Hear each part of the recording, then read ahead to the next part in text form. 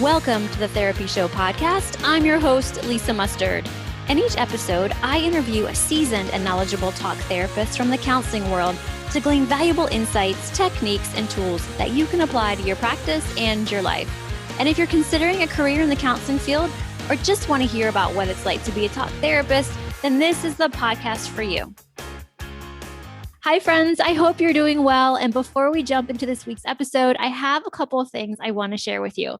My pod courses are on sale, $5 off through June 5th. And if you didn't know, I'm an NBCC approved provider, and each pod course is one contact hour. To get the discount, use the code MD5OFF at checkout. You'll see a place to apply the code, and you can still get your first course for free when you sign up for my newsletter. So head to my website, lisamustard.com, to check it all out. That code, once again, is MD5. So MD5 off. MD, the number 5. Don't write the number 5, but just the number 5 OFF. MD5 off. Use that code at checkout, and each pod course will get $5 taken off. The next thing I wanted to share is that my friend Sarah Leitschuh is doing a really neat thing. So she creates these virtual work sessions for therapists. The sessions are co-working sessions where you have 2 hours to work on the task of your choosing with structured support and accountability. The co-working sessions happen over Zoom, and they are a lot of fun. Plus, you get a ton of stuff done and connect with amazing people. Have you been intentional in carving out time for working on admin tasks or projects, yet you find yourself frustrated by your progress during this time? That's me. Or perhaps you find yourself distracted and inefficient. Yeah, that's me too sometimes. Or is there a larger project that you've been meaning to dive into, but haven't been able to make the time for quite yet? Yeah, guilty as well. Well, that's where Sarah's Vibrant Therapist virtual work sessions can help. Once again, they are 2-hour co-working sessions. You work on the task of your choosing with support and accountability, working alongside other therapists via Zoom. You're going to have fun, you're going to connect, and you're going to get stuff done. To learn more, head to Sarah's website, which is sarahleitschuh.com/virtual-work-sessions. Just go to the show notes for this episode. You can click on the link and learn more. Okay, let's talk about this week's episode. So this week's episode is the best tips for starting a side gig with Melvin Varghese. Melvin is a psychologist, husband, and proud founder of Selling the Couch podcast and blog. And he also admits he is a total nerd when it comes to marketing and social media. He's invested hundreds of hours in seeing what works and what doesn't. And along the way, he shares his insights with his community that he has created. He's been able to design a life he loves and doesn't need a vacation from. And in this episode, he shares what it was like to start his podcast, how he figured out how to monetize it, why he decided to step away from clinical work, and his best tips to help you create your side gig. If you want to learn more about Melvin, just head to the show notes, click on the links. You guys, we hope you enjoy this episode. Hey, everybody. Welcome back to another episode of The Therapy Show. I'm your host, Lisa Mustard, and I am just thrilled to have a friend and a mentor on the podcast this week. You guys know him, love him from Selling the Couch community, as well as the podcast Selling the Couch, Dr. Melvin Varghese. Welcome to the show, Melvin. Super excited to have you. Hey, Lisa, thank you so much for having me. Yeah, I'm really excited and grateful for our friendship and just amazed and wonderful to see all of the things that you're doing in the world. Oh, well, thank you. I appreciate that. I want to share with you guys that when I first reached out to Melvin, oh gosh, probably a year and a half ago, I was a little starstruck because your show is one of the first podcasts that I was subscribed to and listening to because I wanted to just take in every therapist podcast out there. And yours, of course. Tell us all about Selling the Couch and the accolades that it has brought to you and that you've shared with our peers in the therapy world. Yeah, no, I mean, that's a great question. Yeah, so Selling the Couch started, and the general idea of it is to help mental health providers think differently about what it means to be in private practice. So we definitely have conversations with successful practitioners about how they're building their practices, but we also talk about growing our impact and our income beyond the therapy room. So things like podcasting and online courses and membership sites and paid speaking and all of that kind of neat stuff that we can do with our clinical skills. In terms of things that have happened. Well, the first time I ever released the episode, the very first episode, I guess it was March of 2015. I had a whopping 9 downloads. And, the next day, I think I had about like 89 or something like that. And slow and steady growth. And we've hit a pretty big milestone last year, which was a million total downloads.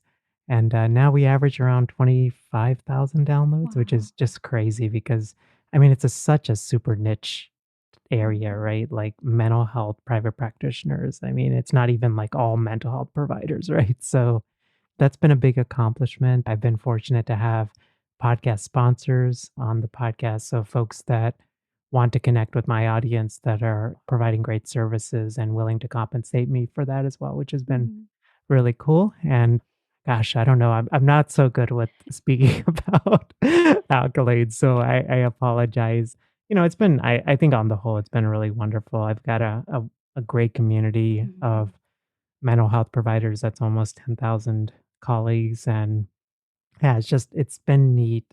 That community originally started with like, I think 52 of my friends from Mhm. graduate school and practicum and stuff like that. And just to see it grow, it's been really humbling. And yeah, I feel, privileged to be able to, I don't even think of myself this way, but, to just be a leader or, a thought leader in the space and just to be able to navigate. Yeah, it's just a humbling responsibility. Yeah, it's incredible. I look to you to okay, Melvin knows so much about well, about mental health, of course, and then the guests that you've brought on, and you've brought some really interesting people onto your show over the years. Can you take us back to when you had the idea? Like, how did you come up with the idea to start the podcast? Yeah, that's a great question, man. Talk about walk down memory lane Right. here. So I actually like to think that the idea for selling the couch came when I was like maybe 4 years old. Not the idea for selling the couch, but I grew up in India and my grandparents, I don't know if I've actually ever shared the story online, but my grandparents, I spent a lot of time with my grandparents and in their house at the very back, they had this like storage room that, they stored like dried fruits and oil and stuff like that for the year, right? But this room had plenty of space and they had all of their tools and all of these things. And I don't know what they were thinking to give like a 4 or 5 year old access to hammers and tools and saws and everything. But, I was very fortunate and uber careful. But I built a lot of different things. And I feel like that's really where think my creativity and I was just very fortunate to grow up in an environment where creativity was fostered. And so fast forward to when I was in practicum and internship and my postdoc, I was just exposed to a lot of different colleagues who were doing different things with our careers beyond just seeing clients in the therapy room. So, for example, I had we had a colleague that was working with the local seminary and doing like assessment to screen potential seminary candidates. I had a supervisor who was doing consulting with like high level pro golfers, like sports psychology stuff on the weekend. So her office was literally a golf course. Mhm. And I just began to think, like, wow, there's some really interesting things you can do with our career if you sort of see the skills that we have as transferable into different domains. And then I had another supervisor who used to always tell me, Melvin, when you get licensed, always have your hand in multiple pots when it comes to income. And so I think all of those things kind of led to the formation of Selling the Couch. The short story of Selling the Couch was that I was in a group practice. I became licensed in 2012. I would meet with two of my friends who were also in the group practice. We would just meet like one time, usually like once a month, in this row home in the Manioc section of Philly.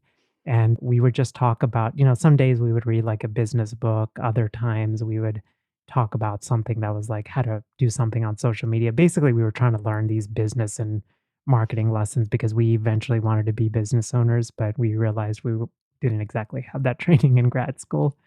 And so I just thought, hey, I wonder if there's other people that want this information. And so the actual name for selling the couch actually came in the shower. I was like I knew I wanted the word couch in it, but I wasn't sure what the other words were.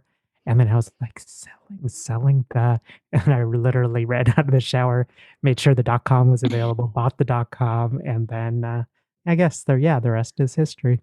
Amazing. Yeah, showers are amazing places for ideas. Yeah.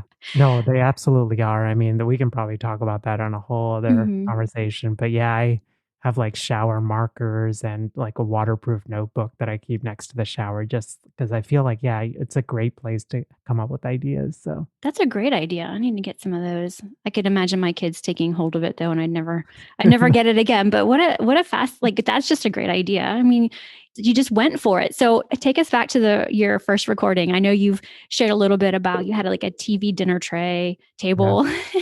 Yeah, yeah, yeah, exactly, yeah, so, I mean, you guys happen to watch a video of this recording, yeah, this is definitely not the equipment that Mhm. I had back then. I had a TV tray that we bought from, like, Walmart or Target. I had, like, a mic that I recommend to a lot of colleagues just starting out. It was around, like, $60. I had, like, an arm that was connected to the TV tray that was, like, got more and more squeaky the more I used it. That's literally how I record. We had moved into our first home, and literally, we have this small office room that I still use, and it was literally covered, surrounded by boxes, and I had this TV tray, had a bunch of, like, old grad school books and some cooking books, and I stacked them up, put my laptop on it, and I recorded the first 13 episodes that way, and then I slowly moved to, like, a small table, and then I used that setup for a number of years after that. That's awesome. I can just see you with your TV dinner table tray and, the headphones on and just, that very first time that you set the microphone up and you hit record. How did you feel after prior to doing it and then after, doing that first episode?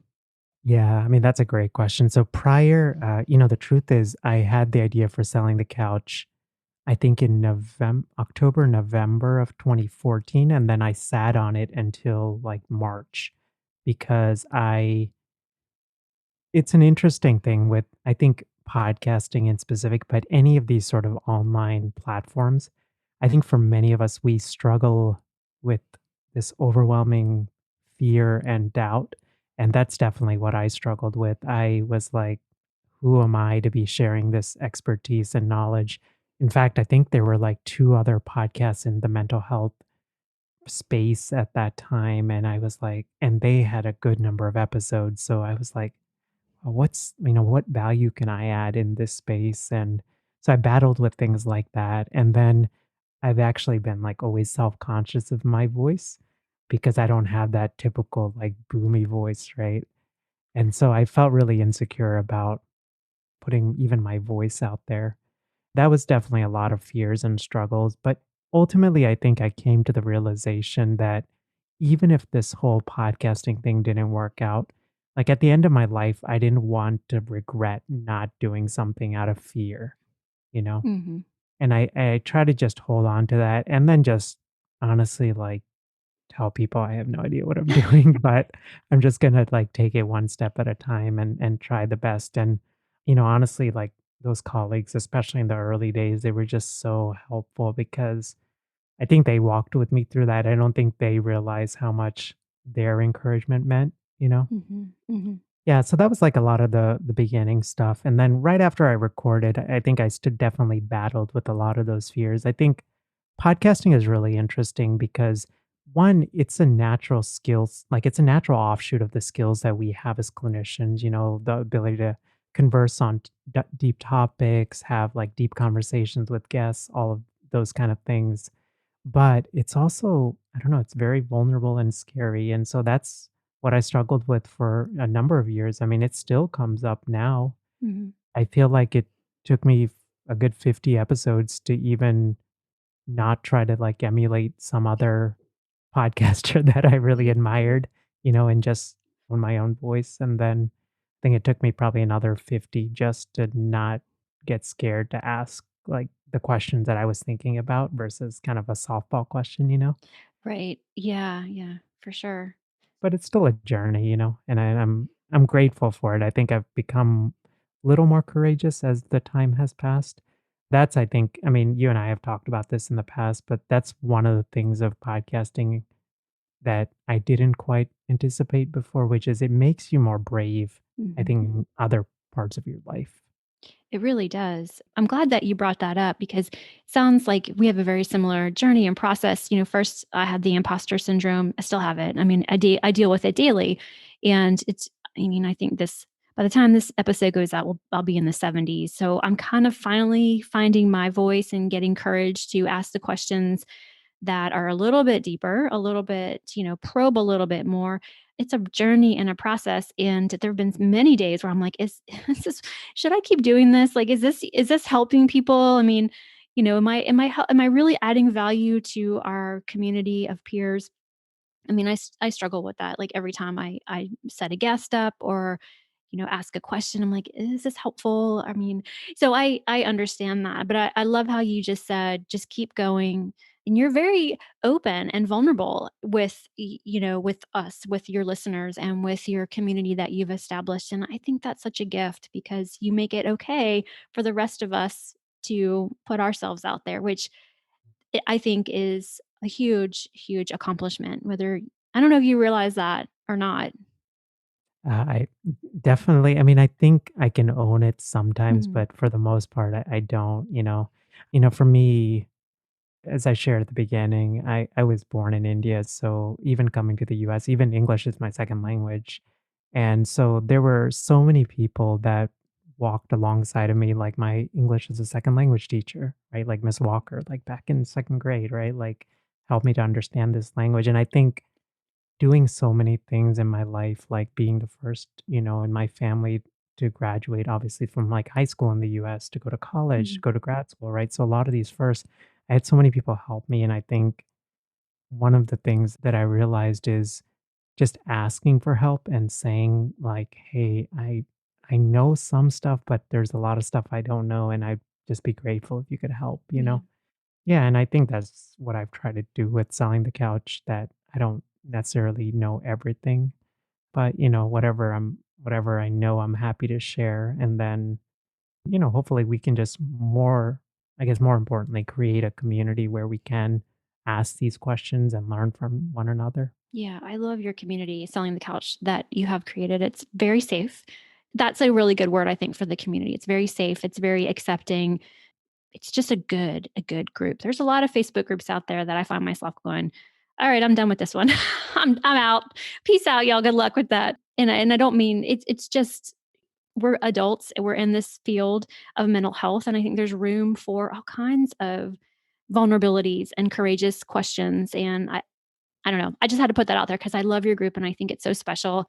And I know you have a lot of helpers in your group. So shout out to the helpers in there that are administrators. They're great.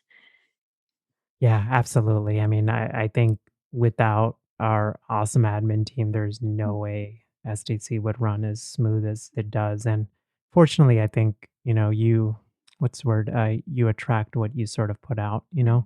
Oh, yeah. And I think, yeah, I mean, there's definitely like communities that are bigger. And, even I've thought about like how big do I really want to make this, because, have relationships with folks that have way bigger communities. And I think with bigger communities, I think we don't often talk about that. It's like it brings its own level of stress. So, those are things that I'm trying to think about, because I want to preserve the integrity and the sacredness of what we've created there. But I realize that the bigger it gets, the more challenging that becomes as well. So Yeah. And hey, friend, want to be more comfortable while sitting on the therapy couch? I sure did and went looking for pants and tops that were soft, wrinkle resistant, and would match just about anything I already had in my closet. And now Zaya Active makes up about 80% of my wardrobe. Would you like to learn more? Head over to my site, lisamustard.com, and click on the activewear tab. And don't think this is just for women. They have men's and kids' clothes too. And our family is loving the quality, and I am loving the price tags. So head over to my site to check it all out. I want to talk about the recent episode that you put out a few weeks ago, where you kind of came out and shared something very vulnerable and you were very courageous. And I listened to that episode, I kid you not, 3 times. And I listened to it the first time when I was on a walk. And I love to listen to podcasts when I'm out walking. And I had to stop at like the corner and like I was like in tears, excited and happy and joy. Like I was just, yeah, Melvin, you're doing it. And so can you share a little bit about that episode and like tell people what I'm talking about maybe? That's so sweet. It's interesting. So typically, I've gotten better recently, but I don't listen to my own episodes because I still have like a little bit of self consciousness. But that episode I actually listened to about 3 or 4 times as well. And there was a moment where I was like, man, I can't believe I put that out there. So the news that I shared on that episode was that, the past couple of years, so obviously I'm a licensed psychologist, and about 2 years ago, I started a small online practice as well. This was like pre-pandemic because I just wanted an online practice just for sort of lifestyle and all of those different things. And the niche that I was working with, which is entrepreneurs with growing businesses who struggle with trauma, depression, or anxiety. And I made the decision to actually transition out of the private practice so I could focus all of my energy on building and growing, selling the couch. And yeah, that episode is just, I guess, the struggle and the of making a decision like that. I mean, it's such a, oh, it Yeah. was definitely not easy. Yeah. You struggle with like all of these questions of, man, like, why did I go to grad school and do all this training for all these years? Right. And then all the way to like, what will my colleagues think of me? Mhm. Because I think that was definitely a part of why not all of it, of course, but a part of why I was doing the private practice thing because I wanted some sort of legitimacy or perceived legitimacy in my mind. And I just got to a point, we have a 2-year-old daughter and she's our world. And I just realized, I want to build a business around my family and my loved ones instead of trying to like manage two different businesses and all of those different things. And I just realized, one of the other episodes, I've shared my own struggle with depression and anxiety. And I just realized it was taking such a toll on my mental health that it was not going to serve anyone well. My family, colleagues, wasn't serving myself well. And so, yeah, that's what the gist of the episode was about. Yeah, and, you were just so brave and courageous to put that episode out there, but, when I was listening to that episode, I was, like, counting on my hand or my fingers, like, how many peers I've talked to since COVID about wanting to shift away from doing so much one-on-one clinical work. So, it was like a validation of kind of like how I've been feeling, and I think kind of a lot of folks are feeling, especially, and I mean, I could be wrong, but it's a lot of the folks that have been doing, I mean, I've been doing this work almost 15 years, Mhm. and, I work with a very specific population, and burnout is kind of like common for us, for me and what I do. So I've had to work really hard personally on self-care and on setting boundaries and what I work with and what I won't work with. And just because somebody wants me to help them doesn't mean I'm the best fit for them. So that's an aside, of course, but you really gave voice to, I think, what I was processing. So I'm so grateful that you kind of went first. You went first and put it out there. And then from that, I've spoken since to a lot of peers that are curious about, I'd like to step away from doing so much one on one work. I do think it's interesting that you brought up depression and anxiety. So you had those feelings because you were trying to do both, and like you were trying to run your private practice and your podcast. And it's a lot of work. You feel pulled in so many different directions. Have those feelings kind of subsided since you've closed the practice? Yeah. Yeah. Yeah. I mean, most definitely. So, I mean, depression, anxiety is something I've struggled with for much of my life. I think Mhm. I've always kind of had this low grade Mhm. depression that comes and goes. And I think one thing I've realized as I've gotten older, and especially as like a small business owner, is I really have to keep my body in peak like condition, so physical health and mental health. And one of my other principles is to like build a life and a career of ease and flow. And I think all of like what I was trying to do was like in direct contradiction of that. And yeah, in terms of like the depression, anxiety, like a practical thing was when you're running, at least for me, when you're running two different businesses, right? Like you've got two different LLCs, two different websites, it's like everything is double the work. And what I realized is my mind just Mhm. could not shut off because on one hand, I'm thinking about one business and I'm thinking about the private practice and I'm thinking about selling the couch. And I just realized I can't I can't sustain this in the long term. I mean, my wife noticed it pretty quickly how, like, I just was not myself. I was like more irritable, more sad, starting to withdraw. And I was like, you know, the whole point of small business is, I mean, of course, there's like the financial aspect, but I know for many of us, it's also to create like a lifestyle that's conducive to spending time with our loved ones and creating like a schedule that's conducive to things like, self-care and all of those things. And I was like, I can't keep thinking, I'm almost 40 and I can't keep thinking like this is going to be some, years away kind of thing. And I mean, this is a idea that I heard about like in Tim Ferriss's book, The 4 Hour Work Week, which is basically this idea of like the new retirement. So instead of thinking I'm going to wait until 65 to retire and create my ideal schedule in life,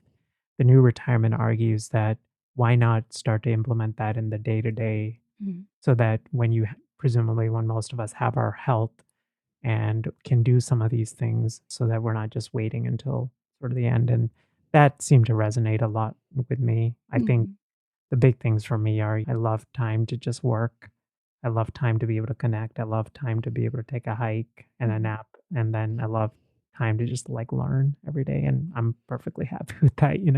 Yeah, you and me, we're like we're like twins separated at birth. Very different twins, but in the sense of genetics. That couldn't happen because I'm like 8 years older than you. But anyway, what I'm trying to say is I think we have a lot in common. And it's so amazing that you respect those things about yourself. Like you recognized what your values and priorities were and are, and you were true to making it happen. And I think that's sometimes where a lot of people's depression definitely stays. And yeah, I think that's fascinating, and, thank you for sharing that. That is just thank you for being vulnerable and sharing that. That's just so cool and so great. Thank you. Okay, so folks listening might wanna know, "All right, Melvin, so I kinda like what you're saying. I like where you've been and where you're going. I'd like to get a little bit of that going in my life. I might want to pivot a little bit, stop seeing clients one-on-one so much, and use my skill set and use my strengths and create something new." I mean, hello, that's what I'm doing. But where would you suggest people start with figuring out like what that could or should be? Yeah, that's a great question. So, I mean, and I'm glad you asked that question because I wanted to mention this because I know sometimes you hear these podcast episodes and then you hear, Mm. like, oh, I've got my ideal schedule. Right. And the truth is, this has honestly been gosh, what is this, 2014? Yeah, 7 year process Mhm. at this point to get to this. Sure. I started at, so what I would encourage you to do is create, and this could be very simple, but like you could create a Google Sheet just on your Google account. And on one of like, so create two tabs. And the first tab, create your like current schedule. Mhm. So block it down to like the hour and say, like during this block is typically when I do clinical work. During this block is, whenever I'm home with my family, whatever it is, right? So what I would recommend is kind of blocking it based on like business and then sort of self-care family time. That way, and then color coding it. So, for example, I have I think green or blue for like self-care time and then like red or orange for clinical time. And that will give you sort of a visual of what your schedule is like currently, and it sounds like such a simple exercise, but I'm a very visual person and it made me realize, man, I'm like working these like crazy hours.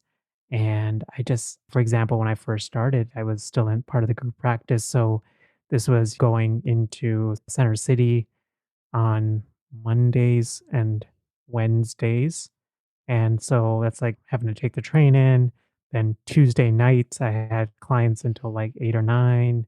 And Saturday mornings for a while, I had half a day. And I was like, I don't know that I want to do all this. Right. So write out your schedule and then start to see. I think if you're in private practice and I mean, you're traditionally seeing therapy clients, there's at least in my experience, there's going to be a period of time where you might have to do something like a side hustle, right? Mhm. Whether it's like launching your podcast or launching an online course, but try to fit it ideally into one of those times and see if you can kind of pull back.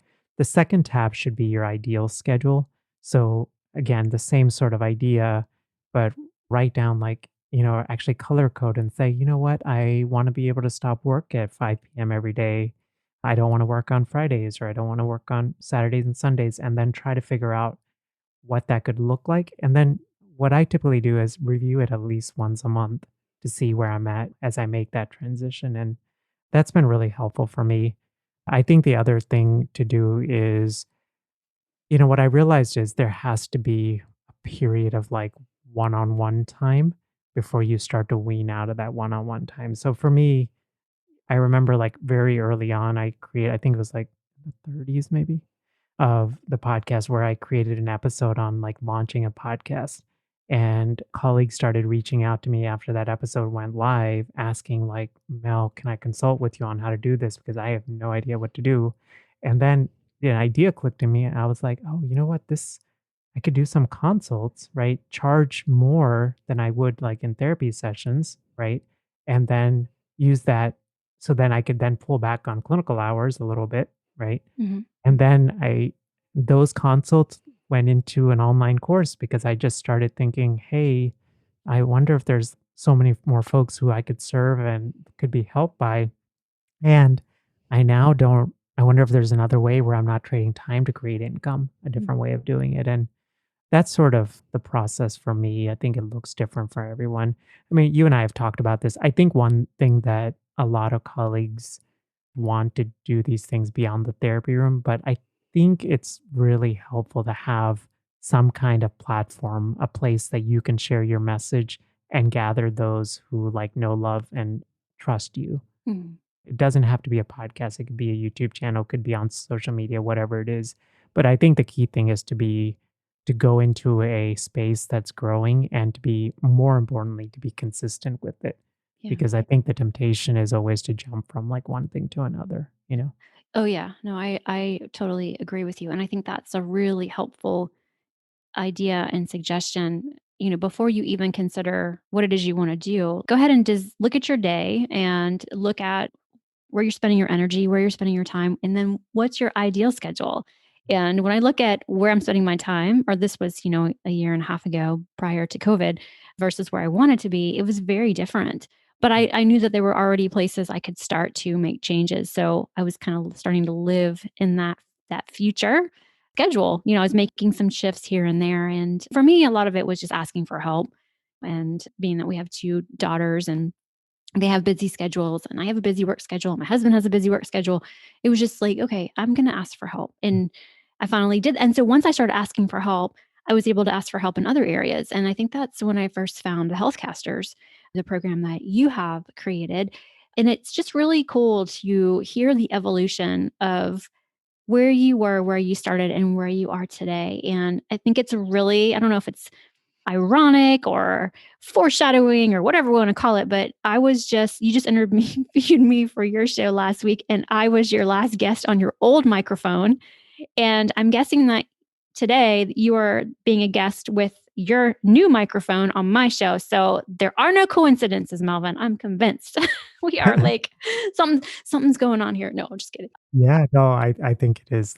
I absolutely agree with you. I Mm. mean, I just it is amazing how things turn out, you know? Yeah, yeah. Well, Um, you've shared so much of your story, and I just am so grateful and appreciative of you doing that. Tell us what's going on now because since kind of moving into being a full-time podcaster and entrepreneur, content creator, where are you today? Like, what's next? yeah, that's a great question. So I've got the Healthcasters podcasting community, which at this point has 251 members. So that are helper and healer business owners that are launching podcasts and trying to figure out how to diversify income beyond the therapy room and using the podcast as a platform to share that message and do that. That keeps me really busy. I've got an elite mastermind group that's connected to Healthcasters. So folks that are further along on their podcasting journey, they've been podcasting for a number of years, and it's like a mastermind community essentially where we can really brainstorm and get opportunities to work more one on one with me.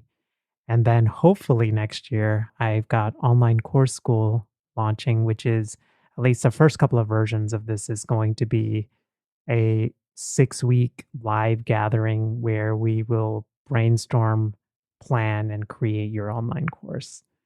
And I think many of us I know want to create online courses. And I just thought, it'd be cool to do it live because I think one thing that stops a lot of us is, we buy these courses or whatever, right?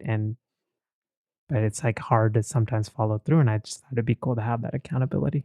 Yeah, that's really cool. And I got to give a shout out to the Healthcasters Elite because it is phenomenal. If you are a podcaster and you just want to take it up to the next level, definitely chat with Melvin. And can we put all the links to everything in the show notes? So we will link to everything so you guys can get some more Melvin in your life. Oh, that's really cool about the online course school. I think that's really smart. Really smart. And I talk to a lot of people who want to create an online course, and it's very overwhelming, at first to kind of think it through. But then I have this a friend of mine that I've been helping with his online course, and it's crazy. He created the course and he texted me this morning that he had 5 people buy it and he hadn't done anything to market it yet. So there is a need for certain things out there. And if people are searching, they will find you if you've got everything set up right. And I'm just like over the moon thrilled for him that he had an intention, he created this thing, and now it's happening. And I know that it's totally possible and doable for our peers if that's what they desire. Is there anything else that you would like to share before we end the show? I think before we end, I really wanted to say like how grateful I am for you. I mean, you Oh, are such an inspiration. Your energy and just the way like that. I mean, your heart is so, so good, Lisa. And I really am just grateful for our friendship. So oh gosh, Melvin, you're gonna make me cry again. Every time I let no, just kidding. That is so kind. And I'm just so grateful for social media and a Google search. I think that's how I found you. So you guys, there's so many amazing people out there on social media. It can be a wonderful place to build and connect and grow relationships. I mean, that's how I find most of my guests for my podcast is just connecting with people and being authentic and genuine and just like Melvin. So thanks so much for coming on to the show, Melvin. I am super grateful for you. thank you, Lisa, for having me. Have a great rest of your day. Oh, thanks. You too. Well, that wraps up another episode of The Therapy Show with Lisa Mustard. I know there are hundreds of thousands of podcasts out there, and I'm thankful you've chosen to listen to mine. Be sure to visit lisamustard.com to access the show notes and discover more fantastic content. And I'd be grateful if you subscribe to the show. Thank you.